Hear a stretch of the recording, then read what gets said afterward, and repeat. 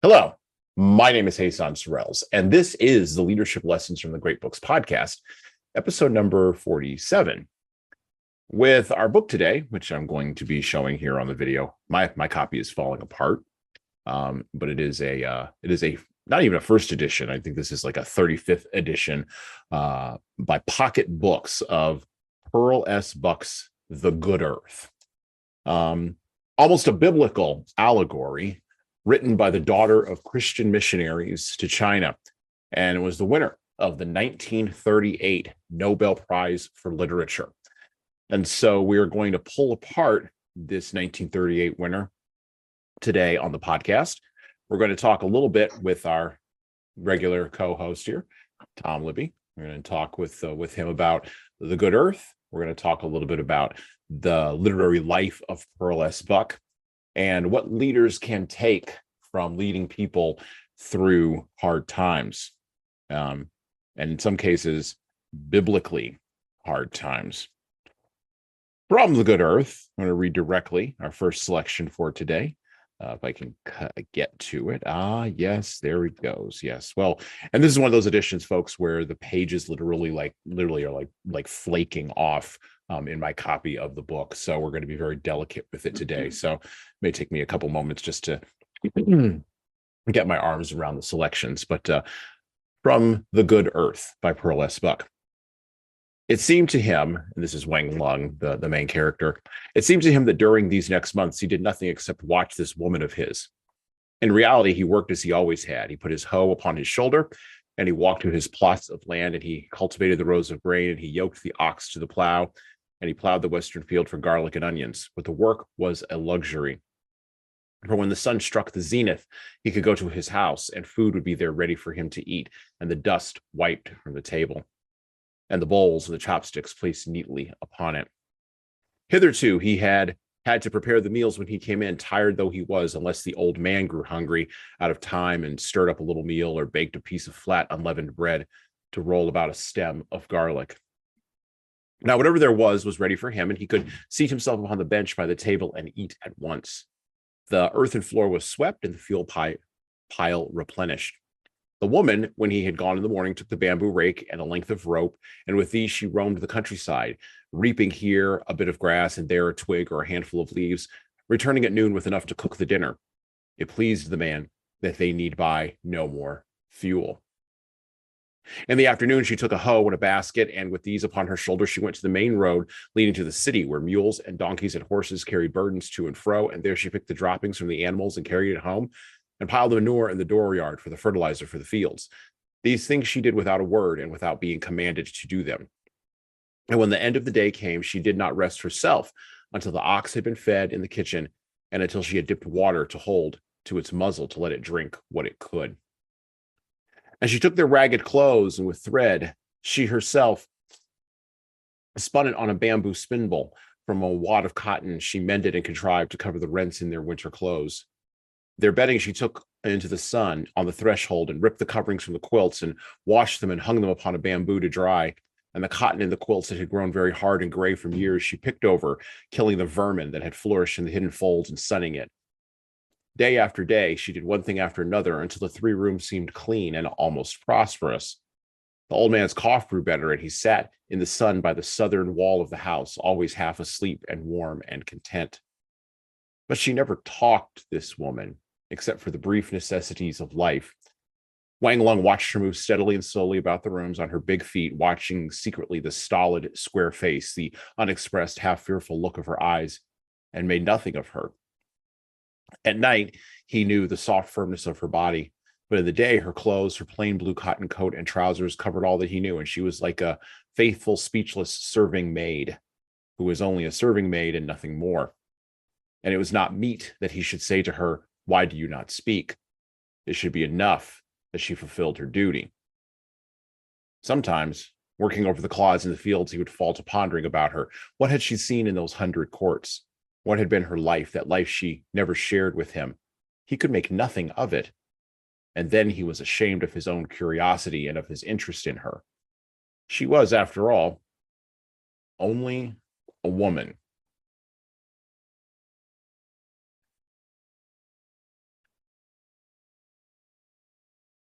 Pearl S. Buck, born Pearl Seidenstricker Buck, born June 26th, 1892, and died March 6, 1973, was an American writer and novelist. And much like John Dos Passos, who we covered on the podcast, we covered his American trilogy last year. You can go back and listen to those episodes.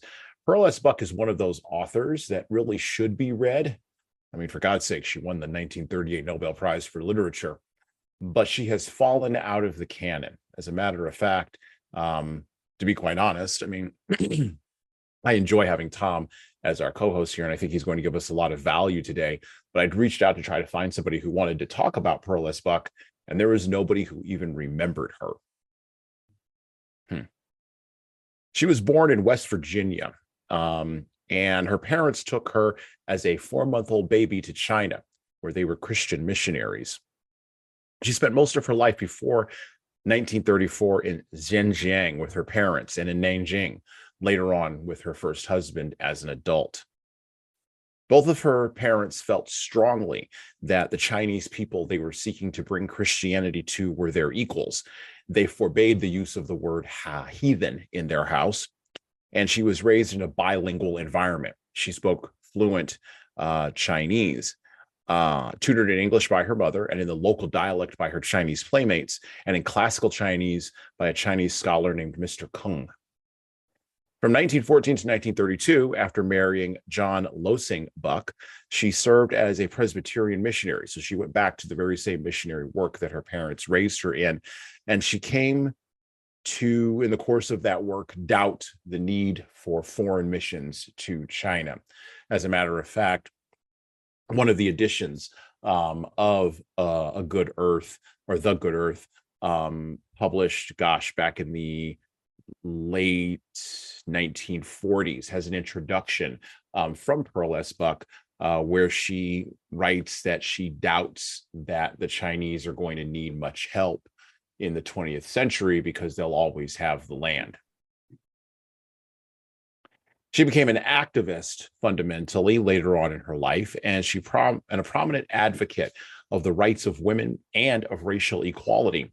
She was woke before woke was a thing, and she wrote widely on Chinese and Asian cultures, becoming particularly well known for her efforts on behalf of Asian and mixed race adoption. This book, the story that we are going to read from today, and hopefully leaders will be able to pull some lessons from this. The Good Earth is an almost biblical tale, as I mentioned before, of farming, famine, poverty, of sudden wealth, and a man, Wang Lung, and his wife, Olan, trying to hold on to human dignity in revolutionary times. One of the reasons I picked this book to read today on the podcast is because unlike Virginia Woolf, who we read earlier this month, or Joan Didion, who we just recently read last week and Play It As It Lays, Pearl S. Buck did not benefit from luxury ideas. She wasn't part of the elite like Virginia Woolf was. She also didn't have enough comfort to be cynical. And this is what happens when you go and experience a different culture. This is what happens when you go and experience different peoples, right? When you travel, not merely inside of your own country, but when you go and live someplace else as an interloper, you begin to see that human beings are united by many, many things and are separated by very, very few. And in the times in which we live, I was recently listening to a podcast episode about China before we came on here with Tom. There are some changes that are going to be happening in Asia over the next 20 to 25 years that are going to impact every single one of us here in America.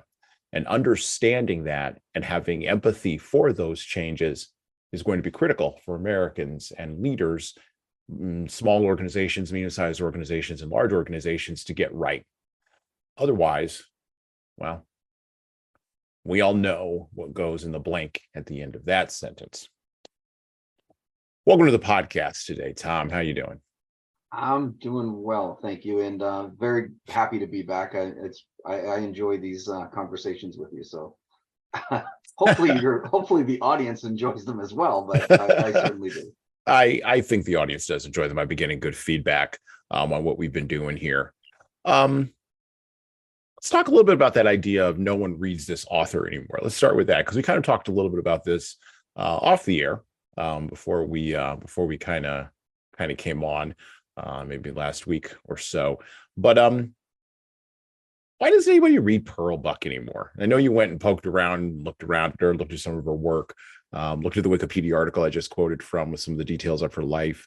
I have, I have a copy of The Good Earth. I can, of course, send that to you if you're interested. But it seems like a book that you would enjoy. And we talked about this, and she also seems like a person who genuinely loved the people she was writing about, and she wrote about them in all of their foibles and all of their problems and all of their contradictions in a way that a person can only write about people who they are not necessarily genetically attached to, but who they genuinely love. And so how is it that has not, how is it nobody reads that like 90 years later? How is she fallen out of the canon? How does that happen? It's weird too. Like you said, I kind of poked around in here a little bit, and I didn't, I was looking for things about Pearl, and one of the things I found, a couple of things I found interesting. Mhm. One of which was I found this thing from like 1930 something or other. I forget what it was. I probably should have been a little better prepared and been able to quote the exact source so that people would know. But I'm sure if you go Google her and if you go down a little bit of a rabbit hole, which most of us do on Google, I'm sure you'll find something along these lines. But I found it fascinating that they were talking about how she dispelled a lot of the stereotypes that America felt about the Chinese at that time that she was writing these books. Mm-hmm. However, there was a secondary part of this that a lot of people felt like she was, number one, glorifying the stereotypes that were quote unquote accurate. And I say that because what we originally thought as a stereotype was something that she felt was an embedded part of their culture.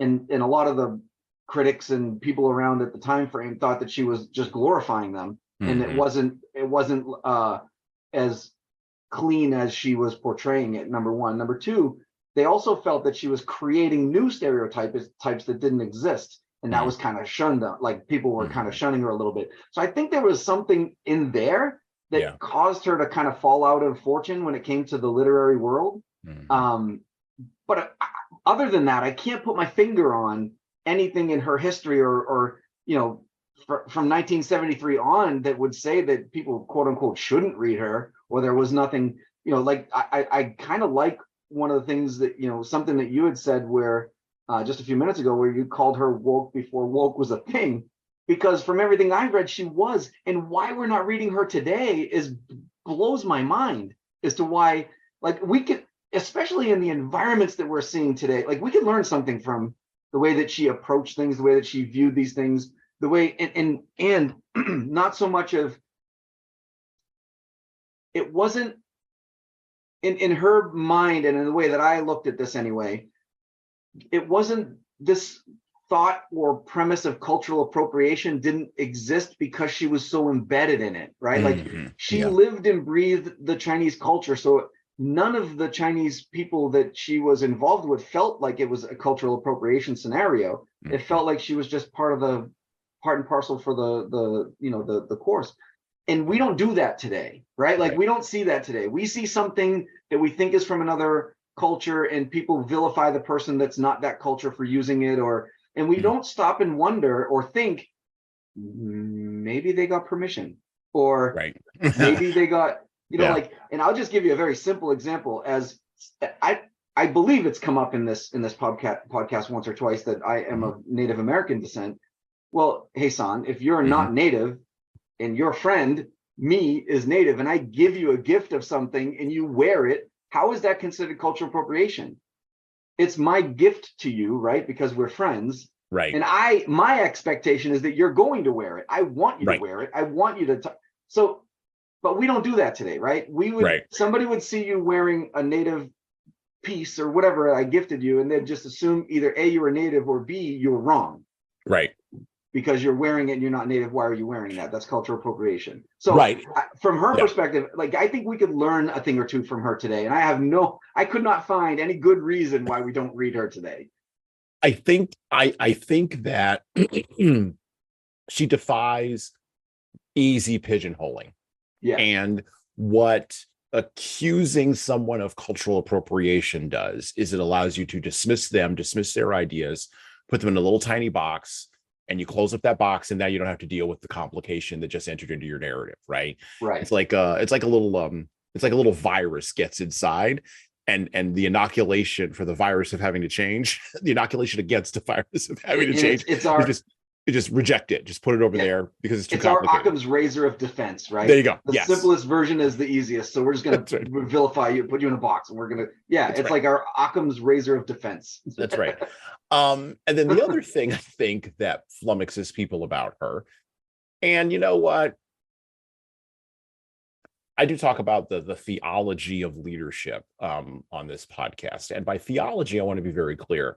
And I mentioned this a couple of times last year, but it always bears repeating for new people who are listening or who are finding us. The theology of leadership means it doesn't mean the Christian God.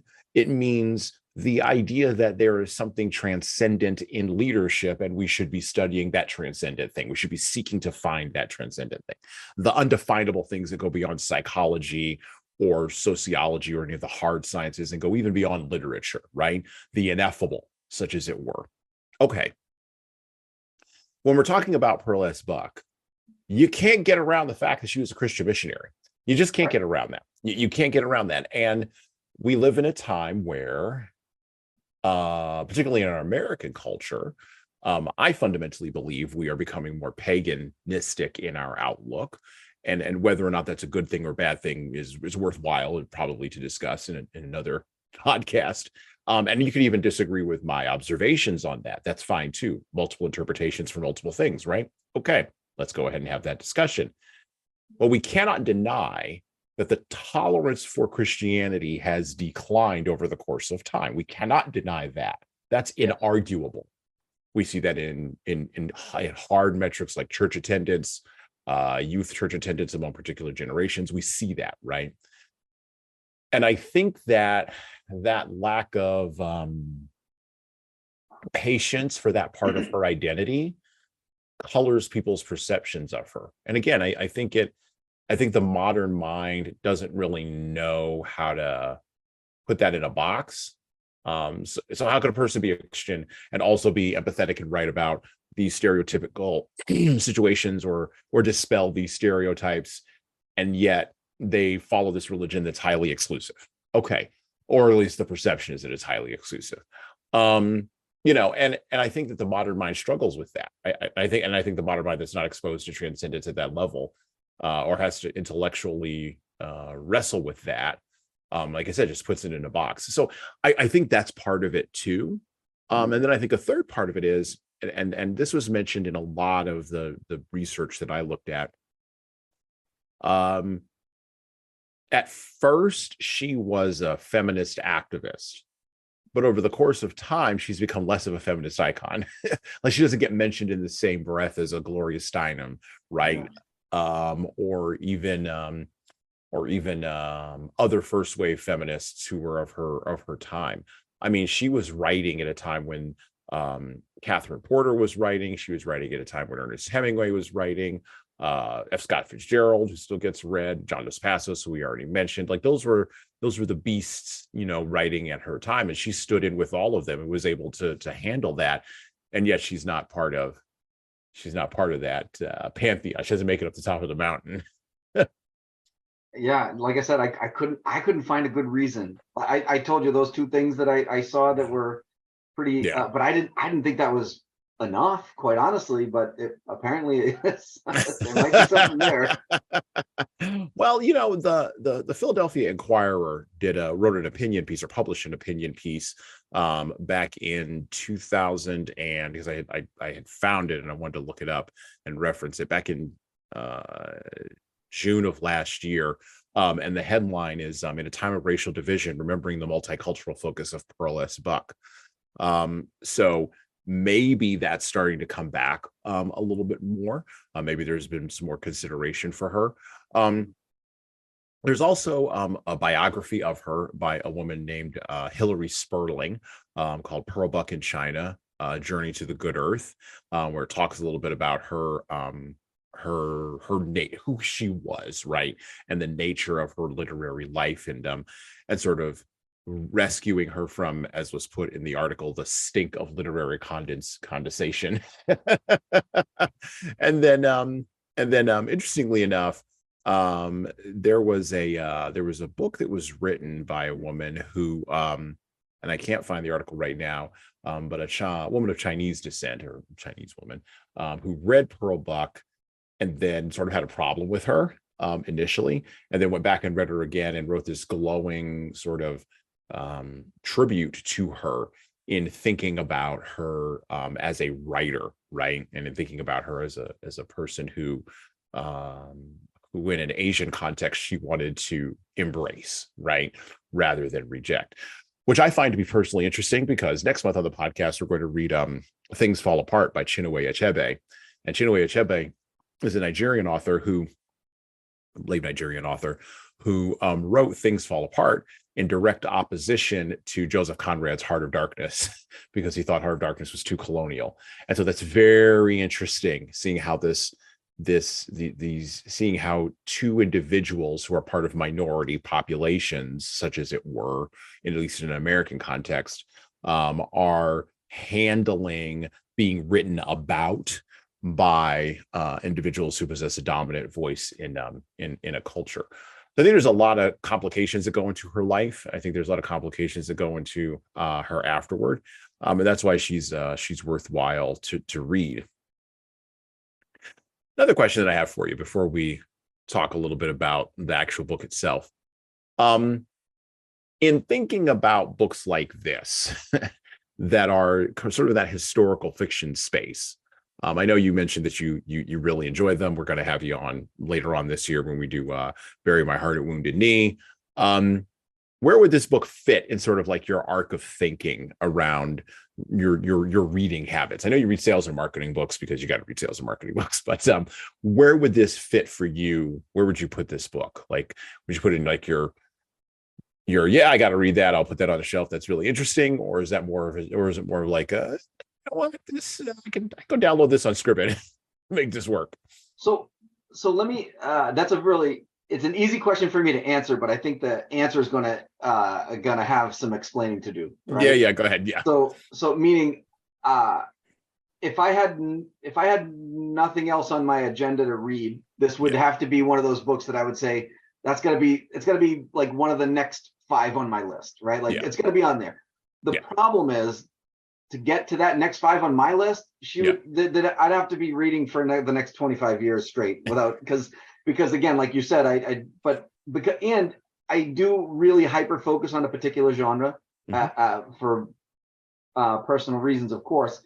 I really enjoy reading Native authors. I really enjoy reading historical fiction that is written by Native authors, and some of them doesn't even have to be fiction, by the way. I will read some other stuff. If you've ever seen Black Elk Speaks, it's basically a interpreted version from John Neidhart, who was originally a poet. He wasn't even really a literary person per se. Not to say poetry is not literary, but you know what I mean. He wasn't writing novels. He wasn't writing. He was a poet.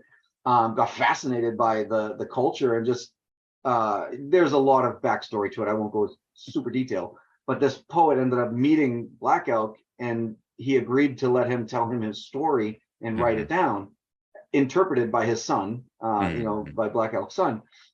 There's some parts to that people might say are not exactly fiction. So when you read books like that, but that I tend to read more of that than anything else. I'll go out and search for books like by Charles Eastman, or who was born on a Native reservation, but was taken from his family, put in one of the Carlisle schools, grew up in the Carlisle schools, went to Harvard and became a doctor, went back to the reservation as a medical doctor, and stayed with his people and helped his people in a different way, took the Western education anyway. But to your point, if just from a simple subject matter, I think this would be a very good book it would be on my list for sure. It would be on my must read list. For sure. Okay, cool.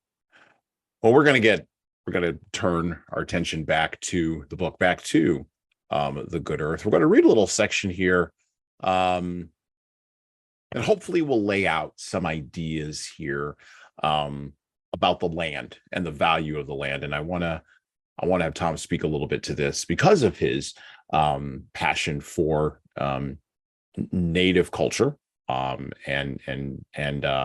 his attachment to that, because there's a hook of an idea in here about the land that I want to get to, that I think Pearl Buck did an excellent job in putting in an Asian context, but I actually think it's more universal even than that. From A Good Earth. Spring seethed in the village of huts. Out to the hills and grave lands, those who had begged could now go to dig in the small green weeds, dandelions, and shepherd's purse that thrust up feeble new leaves, and it was not necessary, as it had been, to snatch at vegetables here and there.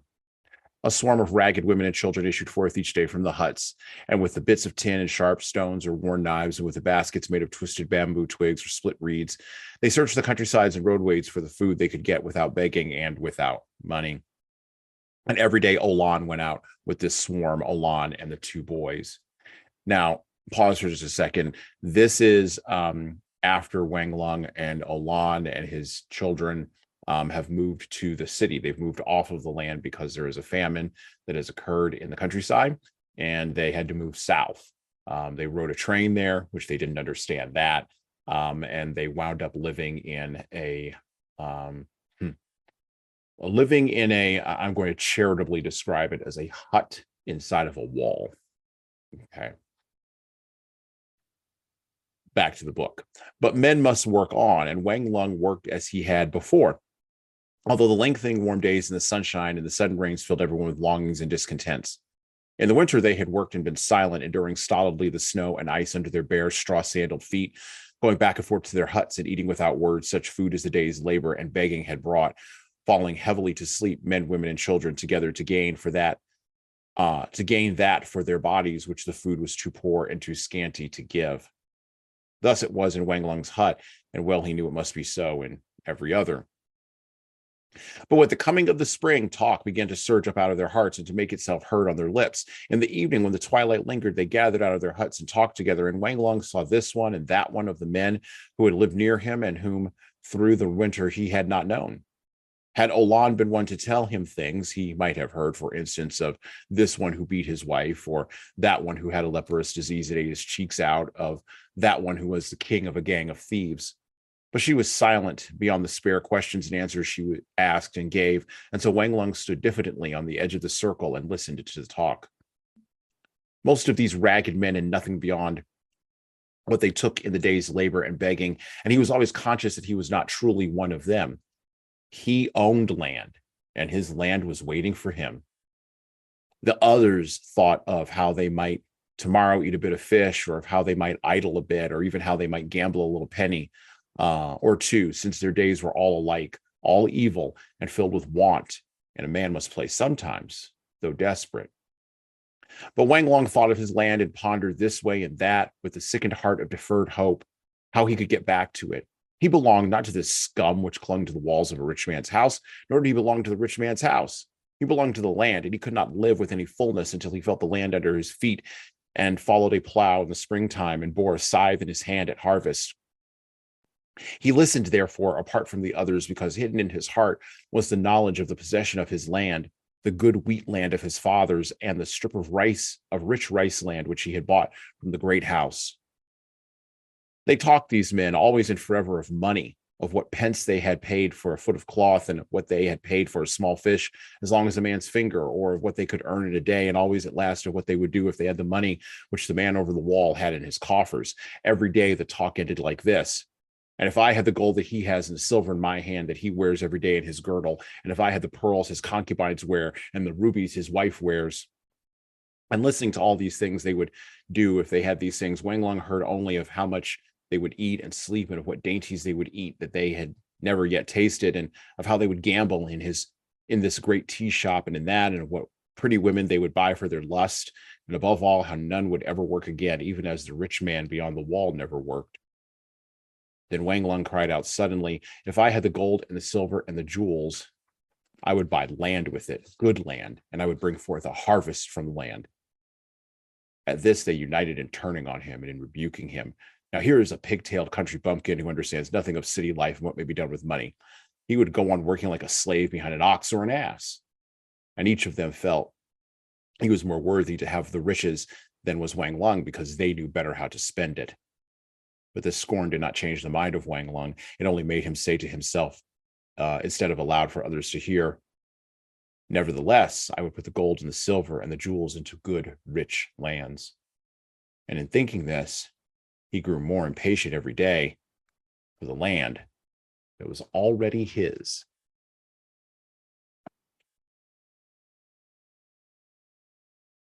The monumental thrust through the good earth is, of course, the earth. It's the land.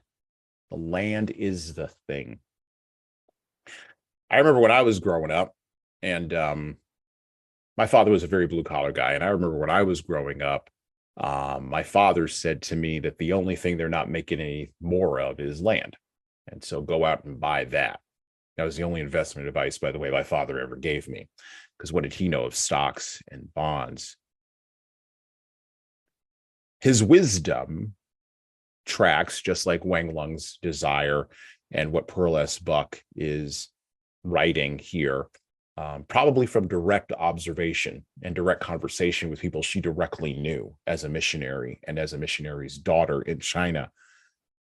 Humans have been farming consistently for the last 5,000 years. We farm even today, even though many of us don't see it, even though many of us live in cities and we are disconnected from where our food comes from. Unless, of course, the food isn't coming. And then all of a sudden we're, egg wealthy or chicken wealthy or whatever it is right now in the current time.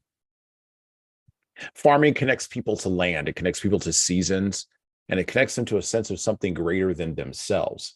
And even this point is made through Wang Lung's observation after he gets back to the land. He feels more connected to the land in the country than in the city. And the city, and this is, again, something biblical. This is the idea of Lot in that ancient story of Sodom and Gomorrah, Abraham's nephew who split the land with Abram and then moved closer and closer to Sodom and Gomorrah before its ultimate destruction. Cities are a problem. Cities are a place of temptation. Cities are a place of bright lights and fast cars and fast horses and donkeys. And Wang Lung even wound up pulling a vehicle for the foreigners and for the native folks in China and barely getting paid. But it was fast for him, this city life, and he always wanted to return to the country. And the city life, while tempting, is a place of temptations that can crowd a person's understanding. This is something we have seen in the course of the last 2 or 3 years in America, right? Since 2020, right? People are migrating away from crowded cities. They're going back to the land. This is the appeal of suburbs, which is sort of that weird middle ground between the city and the land, a place where you can go get a nice meal from maybe a multicultural selection of restaurants, but then you can also run back to your house and have a big backyard, right? But something is shifting around in America, and I see it where I am in Texas, and I know that Tom's probably seen it where he is. Something's moving, something's shifting in the body politic, and it is this thing where human beings are connected to the land in ways that are transcendent, in ways that are theological, in ways that are natural, in ways that defy easy explanation. And then there are the children. So Wang Lung and Olan's 2 boys in the city wind up being thieves, and they wind up being degenerates. And there's a horrible moment when they are starving and not making enough money, and which Pearl S. Buck describes, where Olan tells Wang Lung to sell his daughter in order to eat. And he recoils in shock and in horror. And at that moment, he decides that they need to get back to the land because the corruption has seeped deeply into their bones. The land, while unforgiving, is still more forgiving than other human beings. For sure. There's all these themes, Tom, in The Good Earth: the land, the connection to nature, the problems of cities, the appeal of the suburbs, the talk that the men have, which will eventually, of course, in the book lead to revolution, because there will be young men standing on street corners. Pearl S. Buck describes this beautifully. Young men standing on street corners who will shove papers into Wang Lung's hand, describing the coming Marxist revolution in China. And he doesn't understand it. He doesn't understand the characters. Not that he can't read them. He just doesn't understand what they mean. He doesn't understand revolution. He's like, we just go get land. It'll be fine. I'm going to ask you the question that I usually ask you. What can a leader take from this about connection, about the deeper things? Particularly leaders, quite frankly, who are maybe involved in, technology businesses, right? Where you're about as far away from the land as possible. How do human beings get back to being connected with that? And what's the importance of that? Why do leaders need that?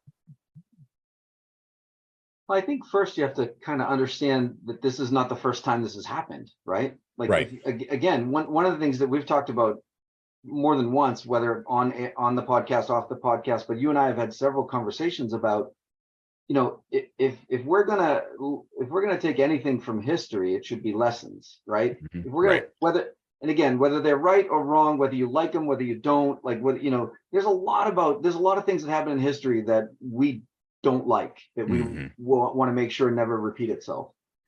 But there are some simpler things, like there are things that that you can look at, trends, and this is not the first time this has happened. We've seen this multiple times where people all of a sudden want to get back into the city and then realize that you're disconnected and they go back to the suburbs. And I mean, a lot of people think that started during the Industrial Revolution. It did not. If you go all the way back to the Roman times when they were building aqueducts and trying to bring people closer to the central, centralization of resources, then all of a sudden it was not a good idea. So like there's been an ebb and flow to this for a long time. I think one of the things that happened and there are some things that have been slightly different in this last push to go to the city, not right now, not what we're experiencing right now where people are starting to leave, but if you know anything about some of the the ecological things, people are trying to balcony gardens, and so you see some ecological things that they're happening in the cities, rooftop gardens, community gardens, that they realized one of their mistakes when they started to drift toward the cities. Now, that being said, I think that there's other things at play in today's version of leaving the cities. Meaning, with when COVID hit, people realized all that congestion just led to a much more rapid expanse of this disease, right? Like it was like so now they're thinking, okay, well, we separate ourselves a little bit, we can distance ourselves from some of that, speedy, viral transmission. Transmission of diseases and stuff like that. And then it's a secondary, and just an opinion, there's no fact behind this at all, but just an opinion is like, and then they realize, oh yeah, and we can be more, rooted to the earth. Like this feels good because we forgot what this was like. And they're like, it became a secondary thing, not necessarily the reason, right? Like, at least I there are some parts of this, I think, anyway. Well, it's interesting. So I was listening to my pastor was doing his message on Sunday. I did not hear it. I watched it later on YouTube. And one of the things he mentioned in there, which relates directly to what we're talking about here, he said, my family has owned this particular number of acreage in Texas for going back to the 1850s. He said, I was Yellowstone before it was Yellowstone, right? And he said, now you have people from the city, and he was talking about Dallas, Fort Worth, leaving the city, and now they're building developments. And the way that the development is advertised as he drives to his ranch that his family has owned for now, I think he's now the fourth generation. The sign that he sees is, you'll get to see a real ranch view. And he's like, that ranch view is my ranch. And he's like, that gives me a feeling of grieving, a feeling of loss, right? There's a lot of dynamics in that, but they all relate back to fundamentally what you're saying about the land. Yeah. they It's all funny you relate say to that about land. your pastor too, because I think about the property that we own right now, Mhm. has been in our family for, I think my kids will be the fifth generation to own it. I think I'm the Okay. fourth, right? So, and it's small-ish. Yeah. It's about 2 acres, so it's not a huge acre, it's not a ranch. Yeah. But in the city that we live in, it's unheard of. Like Right. I think the average lot size in our city, the average lot size is 1/3 of an acre is the average Mm. lot size. Yeah. And we own about 2 acres, which means we can go out in our backyard and I can still see forest. Like I still have tree, like, so our property is very, very, very different than all of our neighbors Yeah. that are out here. And I think that matters. I think to my kids that matters. I don't like, they want to go off and play in the cities, like you just said. Like Yeah. you can go out and get your multicultural scenarios, and and I live about 30 miles north of Boston, Massachusetts, right? So it's not that far from Boston. It's a half an hour drive into one of our major cities. Yeah. And Boston's not a big city, so I'm in no disillusion or illusion that thinks that we're a big city. We're not. We're one of the smaller cities. I think we're number like 23 or 24 in the country or something like that. So we Yeah. don't. I know a lot of people think Boston's a big city. It's not. If you've ever been to New York, LA, Chicago, Boston is tiny. Yeah. So, but compared to the city we live in, it's a big city, right? So we can, Yeah. it's, I guess, like I said, we're in the fourth largest city in Massachusetts, and it's interesting to me to see the difference in dynamics as you drift backward, like, and like to your point, when you go from Boston proper, which is like the main area of Boston, and some of the surrounding cities that are basically like mini Boston, right? Like they're still Mhm. considered part of the metro Boston area. Yeah. And then you go out a little bit further, and it's like you go from skyscrapers and bricks to the woods in literally like a blink of an eye. It's Right. fascinating to me how quickly it happens. And I think there's a reason for that. Like to your point a few minutes ago, I think it's that ebb and flow thing, but I think it's because people realize that big city has its pros and cons, but the cons are not Oof. not acceptable, right? Like you still Right. want.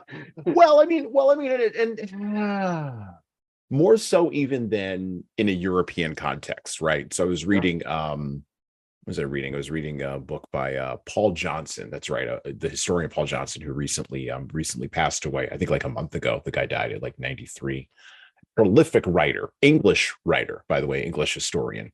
Loved reading his stuff because he had access to like source documents in Europe about things that happened, back in like 1146 that I never heard of. So I was like, oh, this guy's really good. Yeah. But he wrote a book about the history of America. And one of the things that he said that I didn't really understand the depth of what that meant in an American context, but when he explained it again from a European and a British perspective, boom, it makes perfect sense. He said that as America was expanding west, and we're gonna talk about this a little bit here, but as Americans were expanding west, Europeans were expanding west. One of the things that was very important was ownership of the land, from their perspective. And so, the average person could own land at like, basically today would be like $100 an acre. So you could just go out and buy like up all this land. And that's what people did. They would get in their Conestoga wagon. They'd go from the Appalachians all the way out to name your spot here, set up shop, cordon off 100 acres, right? Use their $1,000 of savings or their $500 of savings or their $200 of savings. And the first thing they would do is set up a land office. Second thing they do is set up fencing. Third thing they do is start farming. And this was so prevalent that when the United States government tried to come in to corral all those landowners, usually what they would do is they would offer them lower prices on land than what they paid. And they would shoot the government officers and run them out of town. Yeah. Now, And they wonder how we got the wild west.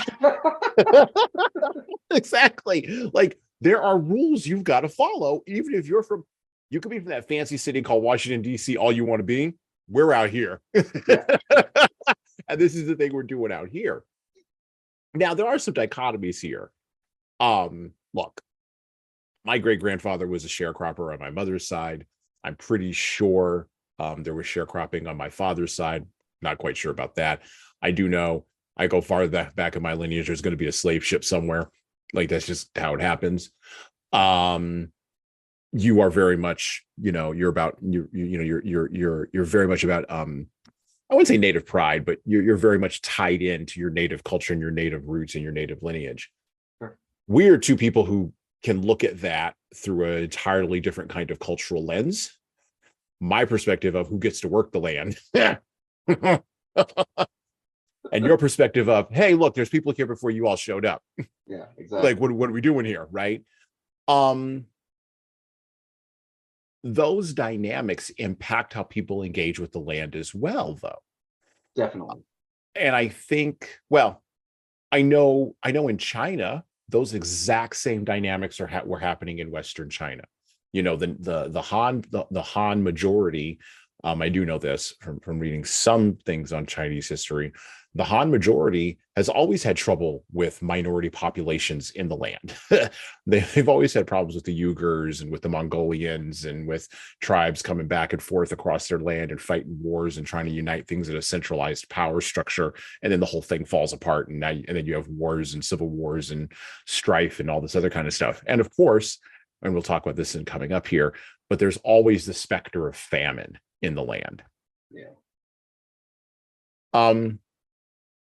What can leaders take from this? Like, what is the core thing here that a leader needs to know? I mean, not necessarily about the land, but what's the core idea here? Is it that people need freedom to, like, put their feet in the sand, or is it that what's the thing here that leaders can take from this? It's funny that you asked that, because, and I know that's all of what this podcast is about, right? It's about, taking these literary, these literary pieces and turning them into education pieces for our leaders. I think, honestly, for me, and I think you just mentioned, like, where your perspective comes from one place, my perspective comes from another place. I think from a leader, I think that comment right there should probably be what they're starting to think of. Meaning, if you're thinking about motivating factors, right, Mm-hmm. as a leader, what motivates your people? Mm-hmm. And I think one of the most important things to remember and realize is that and I think about, I'm assuming, and anyway, that what motivated him, the main character of the book, versus his two children, were very different, right? Oh yeah. So as a leader, you got to sit there and you have to look at that and say, how do I motivate my people? I cannot motivate a group of people in one push. You have to find out, individual people have different means, different mentalities, different thoughts, different, like, how things impact them. And if you don't know them individually, then you're never going to be able to steer the group of them. Like, Mm-hmm. right. So, but what I think, kind of to your point, that from the book, if I think that anything that the book teaches you, it's that whole back to basics mentality, right? Yeah. You can increase your education. You can move into the city. You can have access to all this stuff at your fingertips, but if you really want to know yourself and know your people, you got to get back to the basics. Yeah. You have to be able to take a step back to take two steps forward. Yeah. That kind of stuff, I think, is all over this book. Oh yeah. Well, and one of the things that Wang Lung, I mean, he kind of, and it's interesting. So there's spots in the narrative where Wang Lung sort of, and again, not an educated man, right? Didn't know how to write his own name, right? There's a whole sequence in the book as he's becoming more wealthy when he returns back to the land and he buys up more land from basically what would be the neighborhood mayor. He bought a bunch of land from the mayor and sort of started expanding. It became more powerful and became richer. He sent his sons to get educated so that his sons would be able to read the contracts to him, which, that trends across humanity, right? I can't do it, but my son will be able to do it. And then the blood will be loyal to me. Right. You get the sense from, and we'll talk a little bit about, the intricacies of wealth here, because as Wang Lung got to be more wealthy, Wang Lung had more problems. Yeah. More money, more More problems. money, more problems. Yeah. I think we might have heard that before. I might have, I don't know. There might have been a song about that sometime in the 90s. I don't know. But nobody told Wang Lung that that was going to be the dynamic. And so you can see him talk about motivating factors. You can see him walking along this path of discovery, step by step. And discovery doesn't come to him all at once in a flash, like it would on a Google search. Discovery comes to him in drips. Like he sees his sons becoming more and more larcenous. And he's like, this has got to stop. We got to get out of the city. But he can't make that push, right? He can't make that push. And then finally it is, when Olan tells him about selling the daughter that he's like, nope, we're done. That was the push. We can't go down. Well, and also just remember, education and being educated doesn't always come from a book. Correct. That's right. So when you're talking about him learning things about he's getting an education. It's just not Absolutely. in the facet that we're always thinking of it.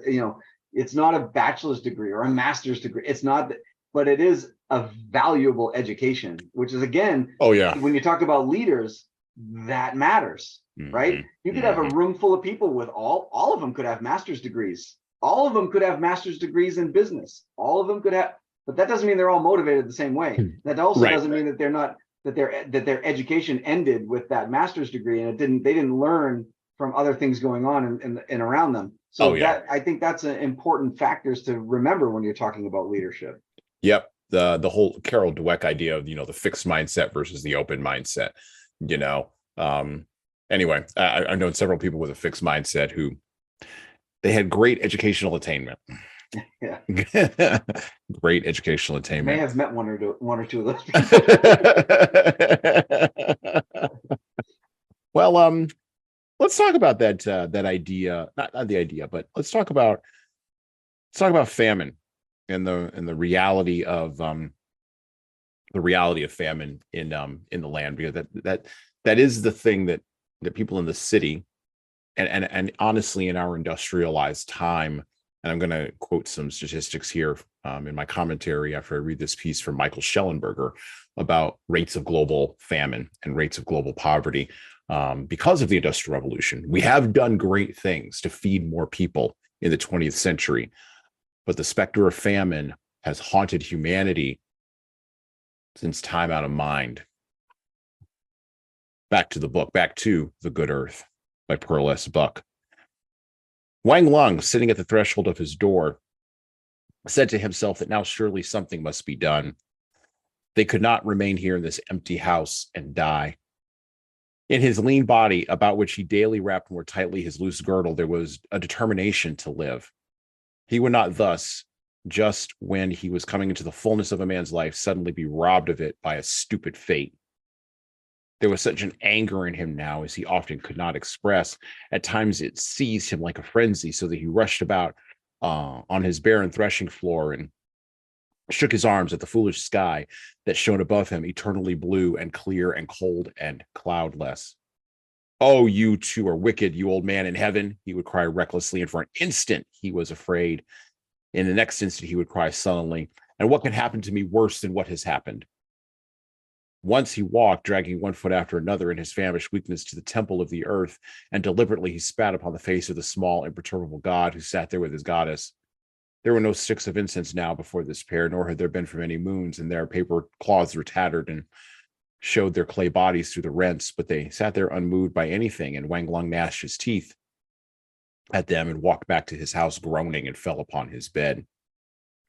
They scarcely rose at all now, any of them. There was no need, and fitful sleep took the place, for a while at least, of the food they did not have. The cobs of corn they had dried and eaten, and they stripped the bark from the trees, and all over the countryside people were eating what grass they could find upon the wintry hills. There was not an animal anywhere. A man might walk for a handful of days and not see an ox, nor an ass, nor any kind of beast or fowl. The children's bellies were swollen out with empty wind, and one never saw in these days a child playing upon the village street. At most, the two boys in Wang Lung's house crept to the door and sat in the sun, in the cruel sun that never ceased its endless shining. Their once rounded bodies were angular and bony now, sharp small bones like the bones of birds, except for their ponderous bellies. The girl never even sat alone, although the time was past for this, but lay uncomplaining hour after hour wrapped in an old quilt. At first, the angry insistence of her crying had filled the house, but she had come to be quiet, sucking feebly at whatever was put into her mouth and never lifting up her voice. Her little hollowed face peered out at them all, little sunken blue lips, like a toothless old woman's lips, and hollow black eyes peering. This persistence of the small life in some way won her father's affection. Although she had been round and merry, as the others had been at her age, he would have been careless of her for a girl. Sometimes he looked at her and whispered softly, "Poor fool, poor little fool." And once, when she essayed a weak smile with her toothless gums showing, he broke into tears and took her into his lean, hard hand, her small claw, and held her tiny grasp of her fingers over his forefinger. Thereafter, he would sometimes lift her, all naked as she lay, and thrust her inside the scant warmth of his coat against his flesh, and sit with her by the threshold of the house, looking out over the dry, dead fields. As for the old man, he fared better than any, for if there was anything to eat, he was given it, even though the children were without. Wang Lung said to himself proudly that none should say in the hour of death that he had forgotten his father. Even if his own flesh went to feed him, the old man should eat. The old man slept day in and day out, ate what he was given him, and there was still strength in him to creep about the dooryard at noon when the sun was warm. He was more cheerful than any of them, and he quavered forth one day in his old voice that was like a willow wind trembling among cracked bamboos. "There have been worse days. There have been worse days. Once I saw men and women eating children." "There'll never be such a thing in my house," said Wang Lung in extreme horror.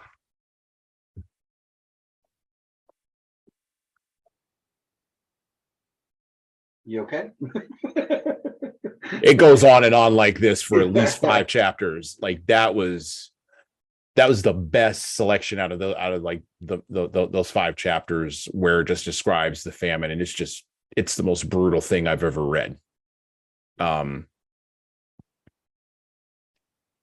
I think of that line in Genesis 12:10, and there was a famine in the land, and Abram went down into Egypt to sojourn there, for the famine was grievous in the land. I think this is one is really hard for us to wrap our arms around in the industrial West, the post-industrial West, even. I mean, even with COVID, even with supply chain problems, this one's hard for us to wrap our arms around. Because even now, I mean, we go to our refrigerators, we open our doors, and there's food. I'm sure there's food in Tom's refrigerator.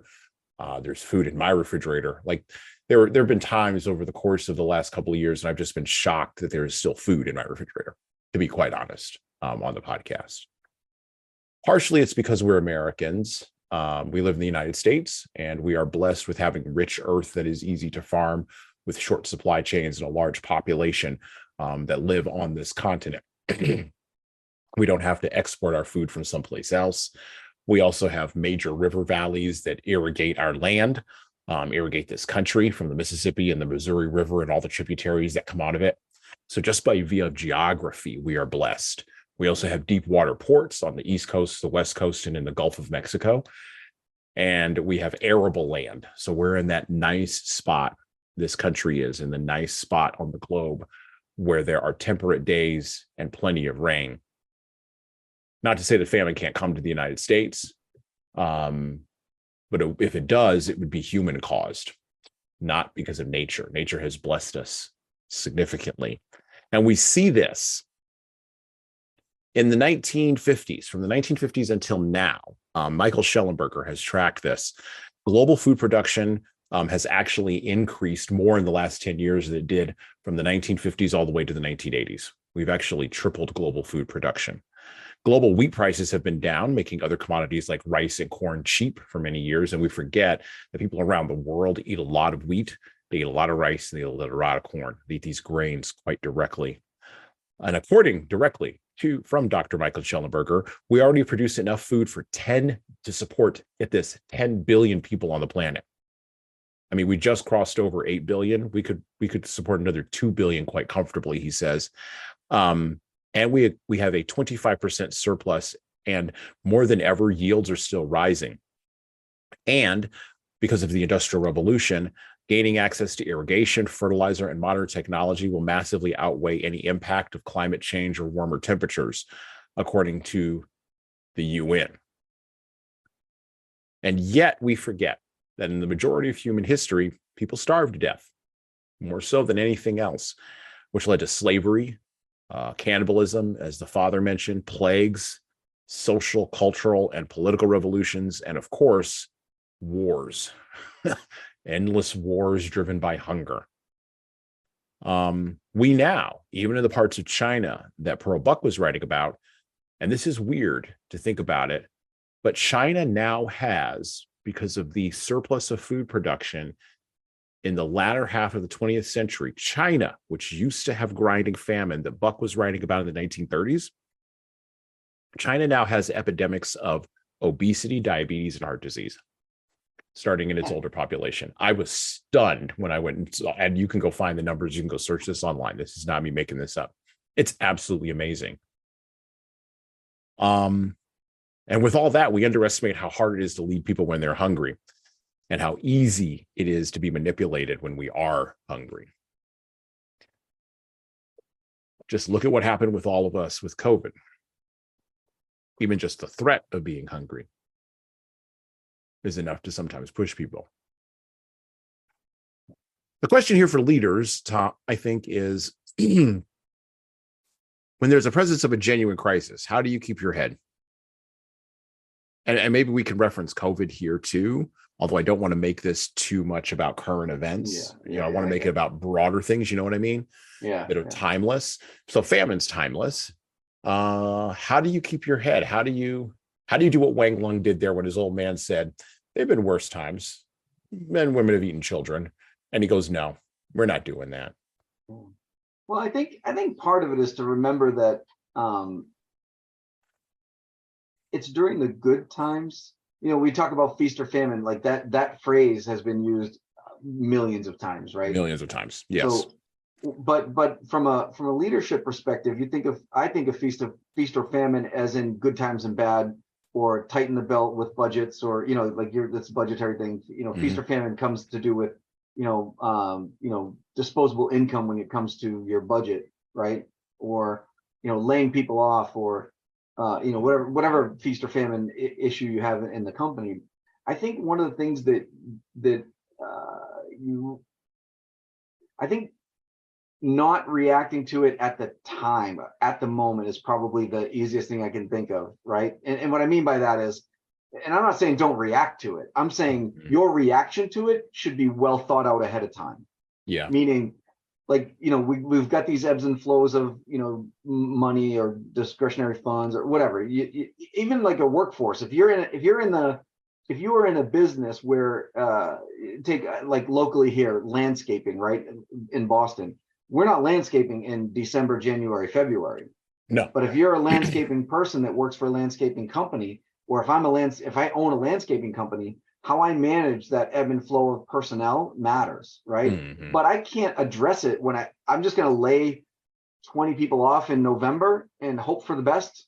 Right. You know what I mean? So I think being able to, during the good times, being able to have foreshadowing and seeing what's happening, the inevitability of what happens, and being able to say, here's how we're going to plan for this, this, and this. If this happens, if our revenue dips, if we have to lay people off, here's how we're going to handle it. Here's how that way, when it happens, let's say if it never happens, great, good for you. You're one of the 1%, right? Right. You're probably one of the 1% of company leaders that never have to deal with a massive layoff, or never have to deal with, revenue going and tanking, stock values going down. And if you're a small mom and pop, that ebb and flow of, like I said, like a landscaper, but if you are ready for it, then I'm a really big proponent of not having big surprises in life unless it comes from my wife, right? Meaning she's going to surprise me with a vacation I didn't think of. She's going to surprise me with a gift I would have, that I love. But outside of that, outside of gift giving and whatnot, there's not a lot of surprises in my life. I'm a pretty what if kind of guy, right?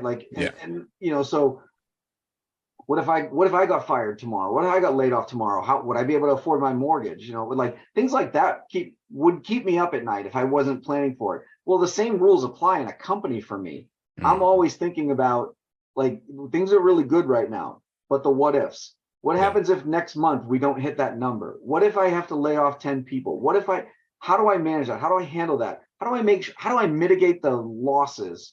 How do I make sure that stuff happens in such a seamless process that it doesn't cripple the company in the process?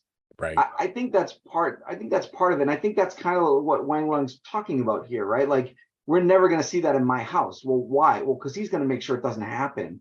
He's going to have some sort of plan for that, right? Like, Yeah. I think that's part of it here, which is we kind of think our leaders are always 2 steps ahead when they're not always 2 steps ahead. But I think they need to be. I think they should be. I think if they're doing their job right, we should be. I take the housing market for us right now, and how it's starting to go dipping a little bit. Well, it's the cause and effect here. The housing market is dipping because the federal government decided to raise the interest rates. The interest rate raise was a direct impact of what we just had with COVID going on, and they lowered the interest rate so people weren't getting crippled. Well, did they know that was going to happen? Did they plan for that interest rate to rise? I think they did, but I don't think they planned for it to rise quite as much as it had to. Right? It's interesting we're talking about famine because there's also laws of nature that go along with economics.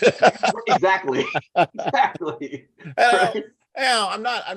I want to be very clear. I'm not laughing at anybody's pain here. If No, you are in a absolutely not. mortgage like that you can't afford, if you're in a situation where, like, I know in major cities like Boston, Dallas, Fort Worth, right up the road from me, New York City, where I just came from.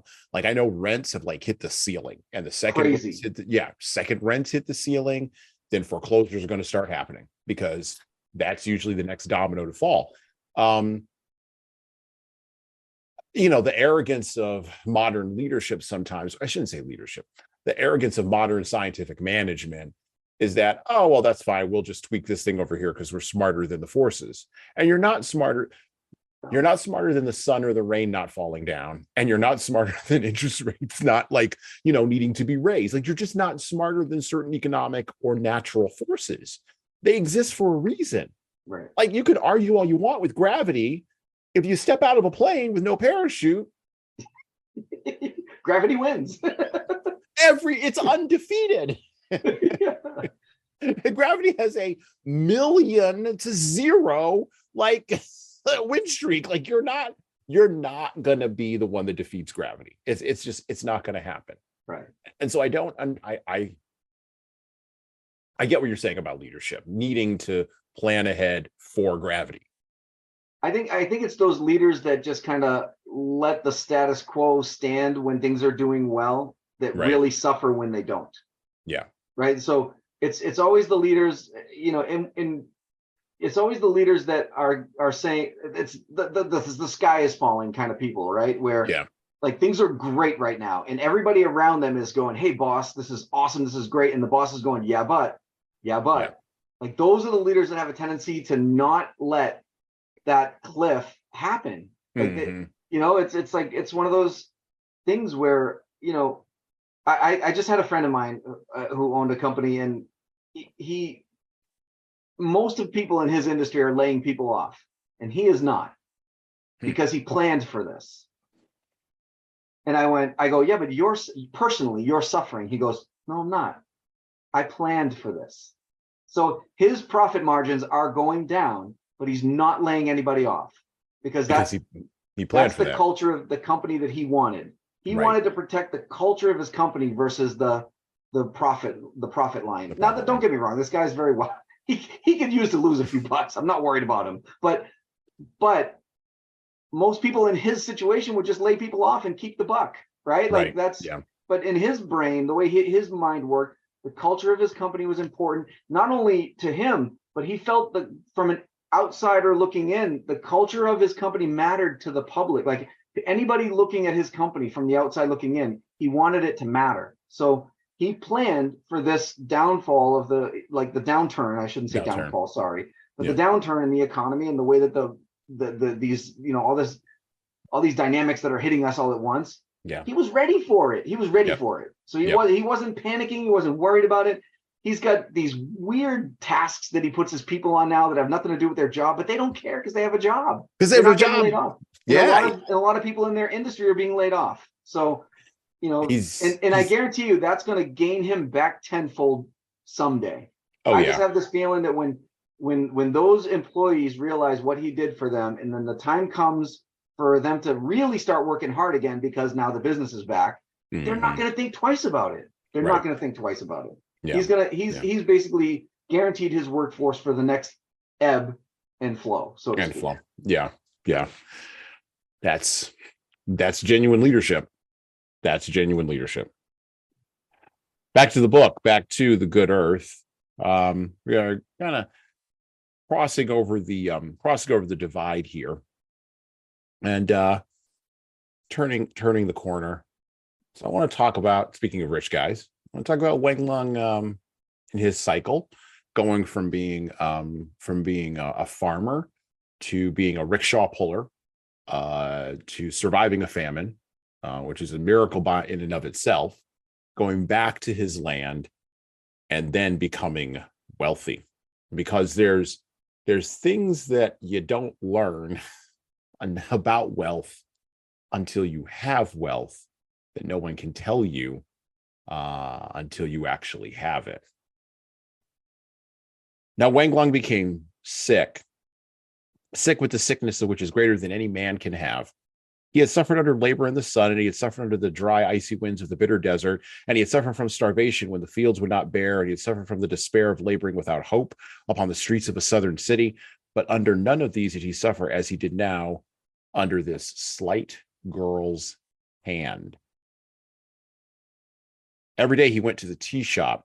Every evening he waited until she would receive him, and every night he went in to her.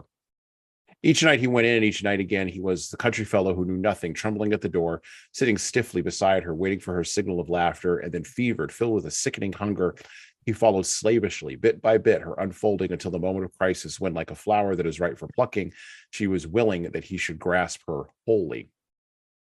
Yet he never could grasp her wholly, and it was this which kept him fevered and thirsty, even if she gave him his will of her.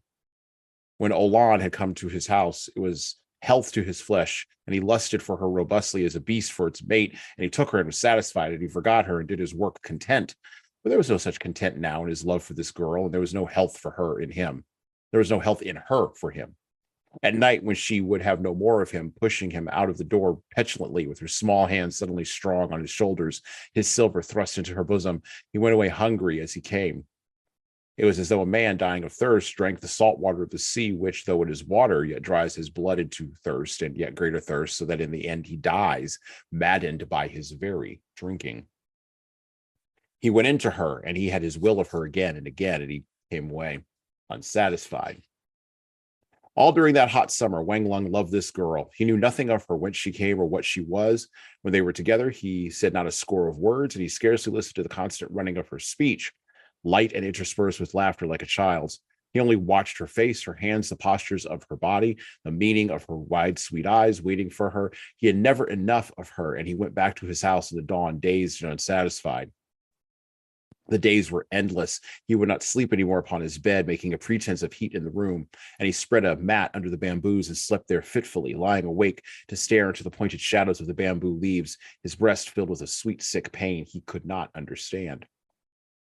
And if any spoke to him, his wife or his children, or if Ching, that's the neighbor who he hired to work his fields, came to him and said, "The waters will soon recede, and what is there that we should prepare of seed?" He shouted and said, "Why do you trouble me?" And all the time his heart was like to burst, because he could not be satisfied of this girl. Thus, as the days went on, and he lived only to pass the day until the evening came, he would not look at the grave faces of Olan and of the children, suddenly sober in their play, when he approached, nor even at his old father, who peered at him and asked, "What is this sickness that turns you full of evil temper, and your skin as yellow as clay?" And as these days went past to the night, the girl Lotus did what she would with him. When she laughed at the braid of his hair, although part of every day he spent in braiding and in brushing it, and said, "Now the men of the South do not have these monkey tails." He went without a word and had it cut off, although neither by laughter or scorn had anyone been able to persuade him to it before. When Olan, his wife, saw what he had done, she burst out in terror. "You have cut off your life." But he shouted at her, "And shall I look like an old-fashioned fool forever? All the young men of the city have their hair cut short." Yet he was afraid in his heart of what he had done, and yet so he would have cut off his life if the girl Lotus had commanded it or desired it, because she had every beauty which had ever come into his mind to desire in a woman.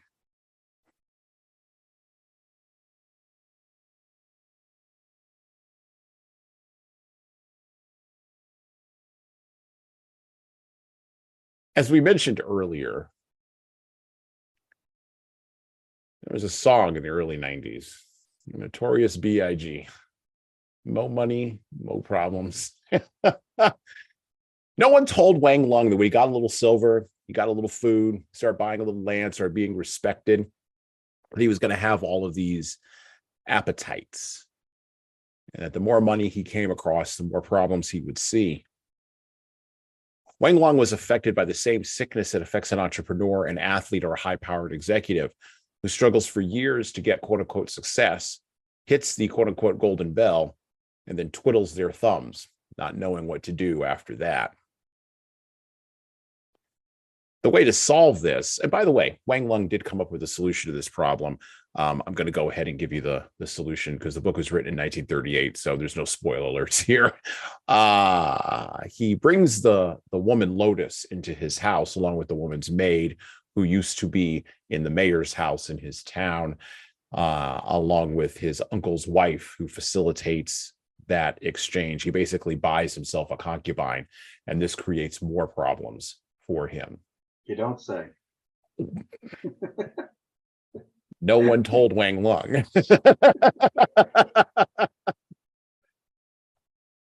God. And so someone should have told Wang Lung that the way to solve this problem, way to solve this restlessness, right? And by the way, the restlessness came when he couldn't farm the land. So the land was under flood, right? And the waters would not recede. And so he had plenty of food, plenty of stores, because he had prepared against the future. The famine taught him well.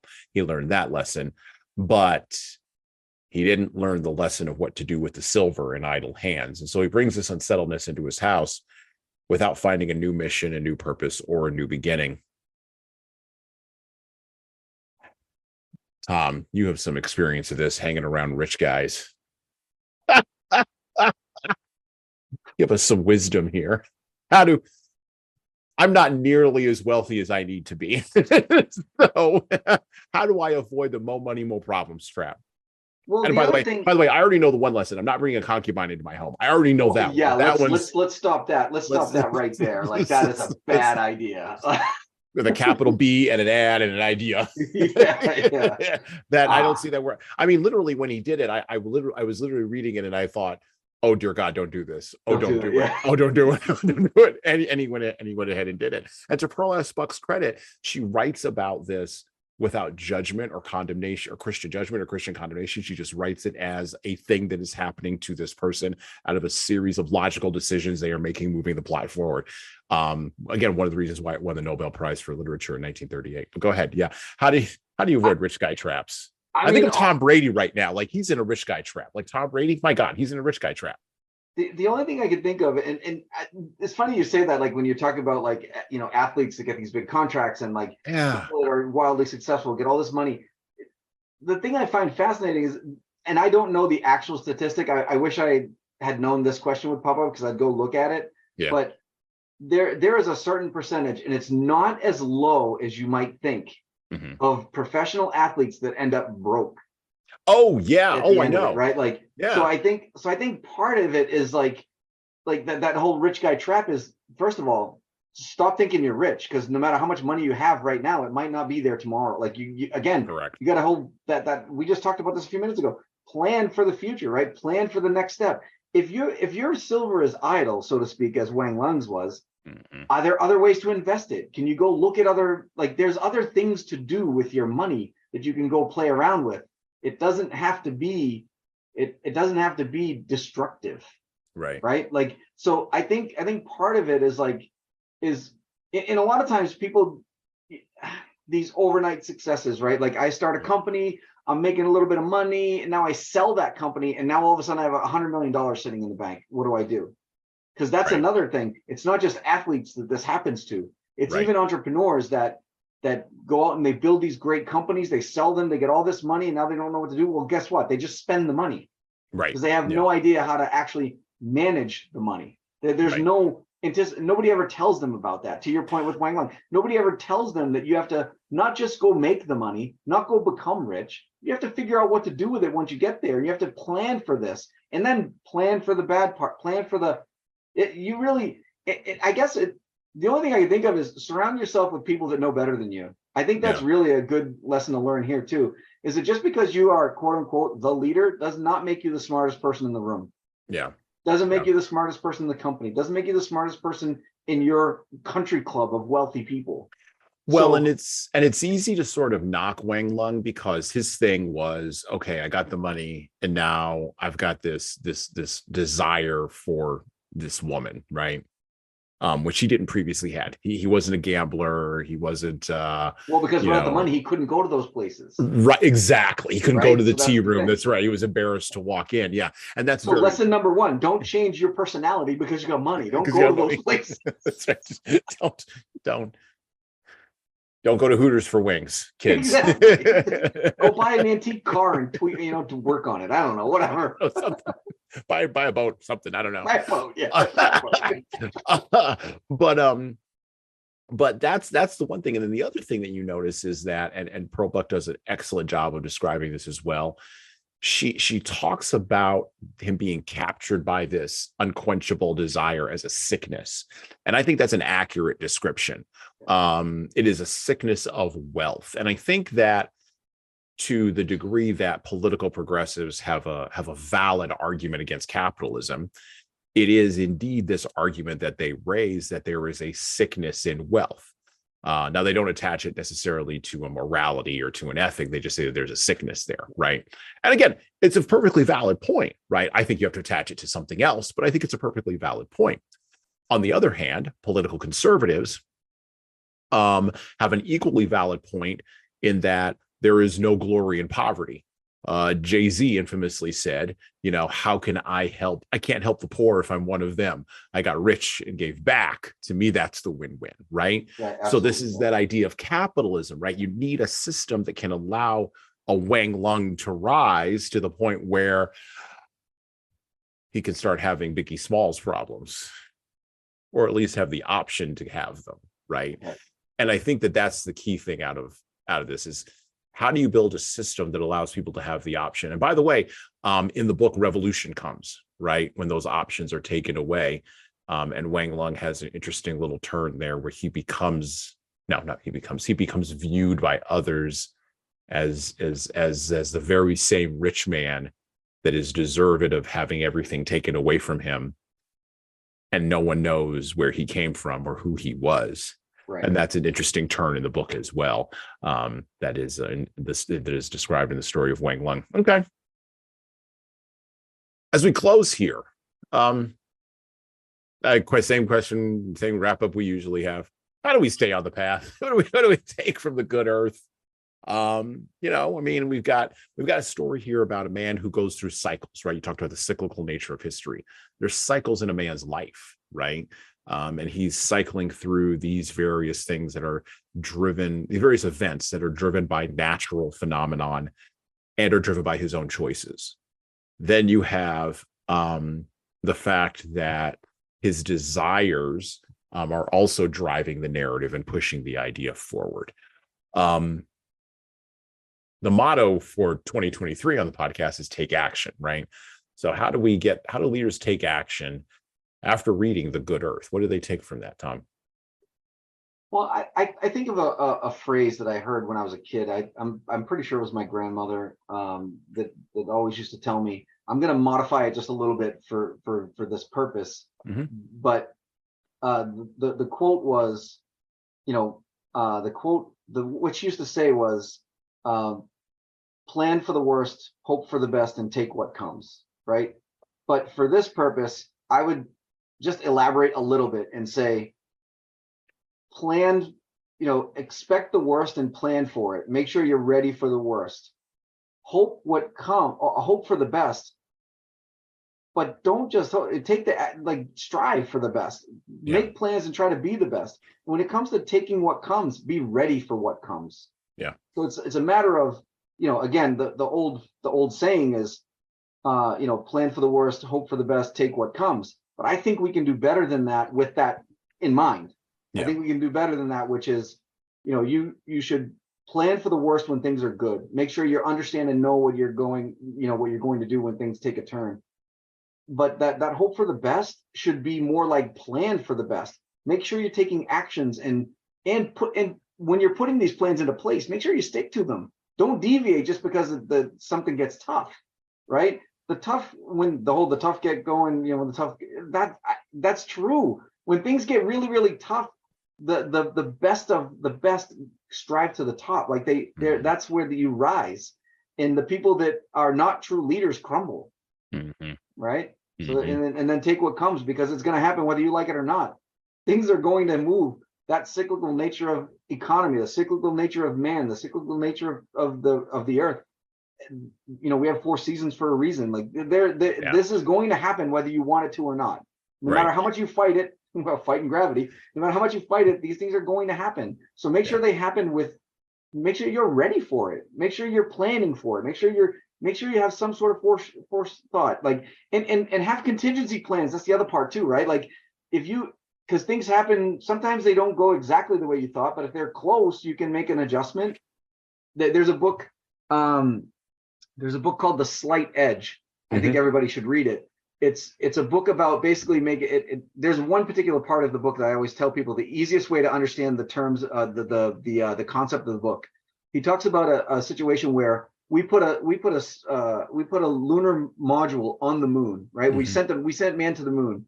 93% of the time that spaceship was not on course. It spent 93% of its time adjusting, slight adjustments to make sure that it hit the moon. It was only on course 7% of the time. So if you think of that in the course of your business, the slight adjustments to make sure that you come back to where you go matter, but you need to be ready for them. You need to be able to start planning for that and see it and make sure you're making the adjustments as you go. Don't make the adjustment after it happens. Yeah. Don't make the adjustment when it's too late. Make the adjustment as you go and as it happens. That way you're ready for whatever comes. Yeah. Yeah.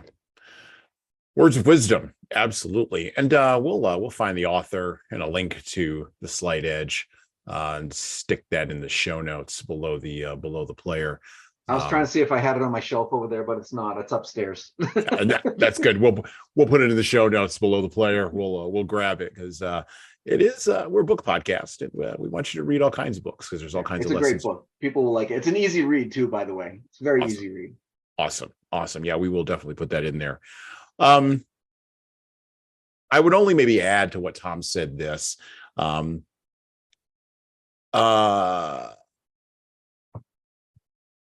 Leaders stick to principles. I think that there is something we could take from Wang Lung, who, by the way, is not written as a Christian character, even though you would think that he would be written as the Christian hero by a Christian missionary. He is written as a man who is walking through this world, as I've already said, buffeted by natural forces, social forces, cultural forces, political forces that he does not understand. And Wang Lung stuck to his principles. He maybe couldn't articulate them, maybe couldn't figure out what they were. If pressed, couldn't write them down, right? But he knew he had them. He knew he had principles. Principles are not opinions.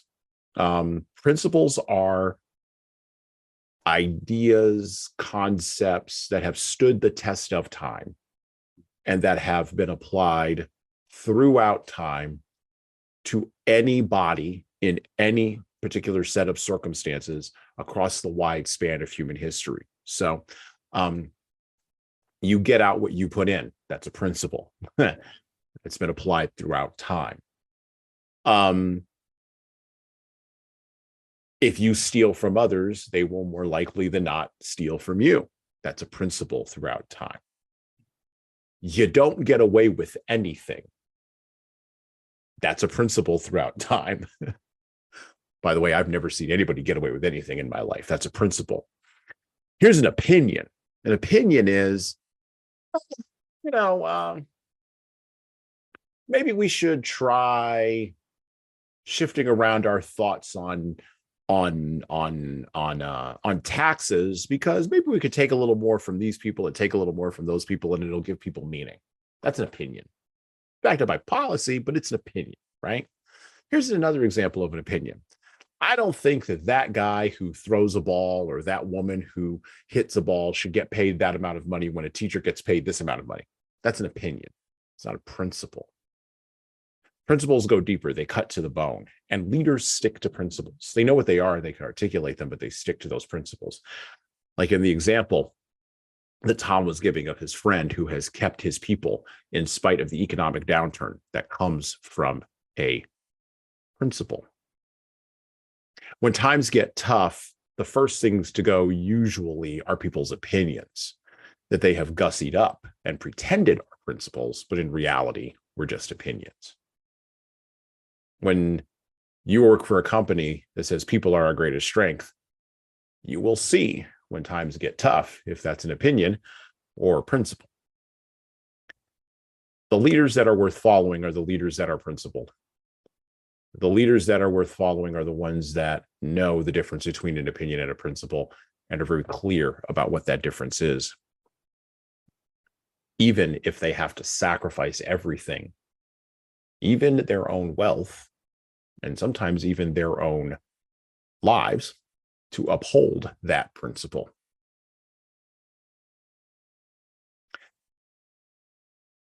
And that's what we learn from the good earth, along with many other things about culture, getting back to the basics that we talked about on the podcast today, not being led down the path of your own appetites and fighting those in order to lead better.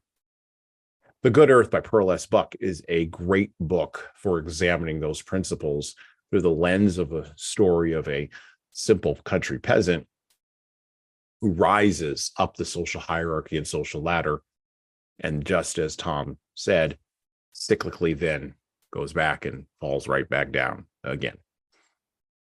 The cycles are what is worth thinking about and what is worth pursuing as a leader, and that is also a principle. And well, that's all I've got for today. You got anything else to add, Tom? I think I'm good, my friend. With that, we're out.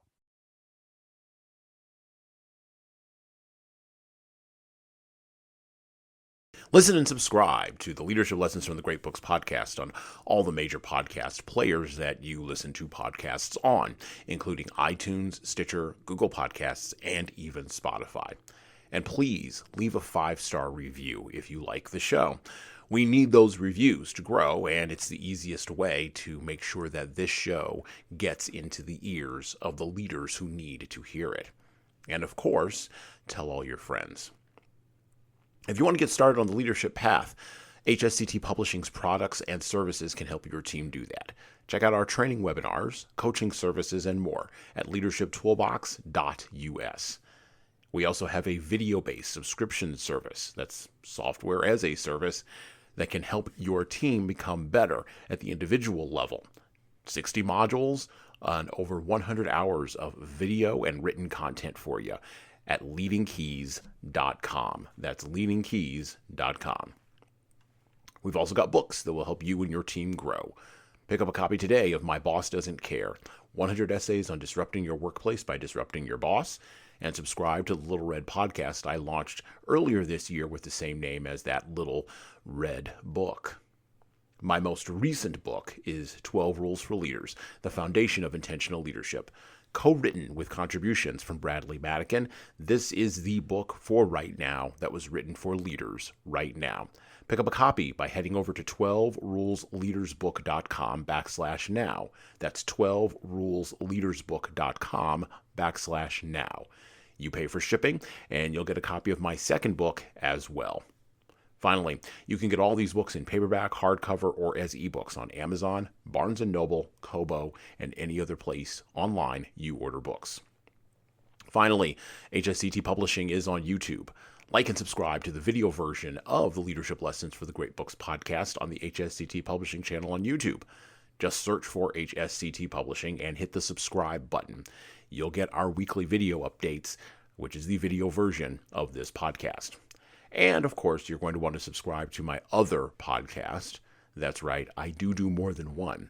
The Hasan Sorrells Presents audio experience, where I talk more casually with a broader range of people about all matters that matter in the world today, from arts all the way to analytics. All right, that's it for me.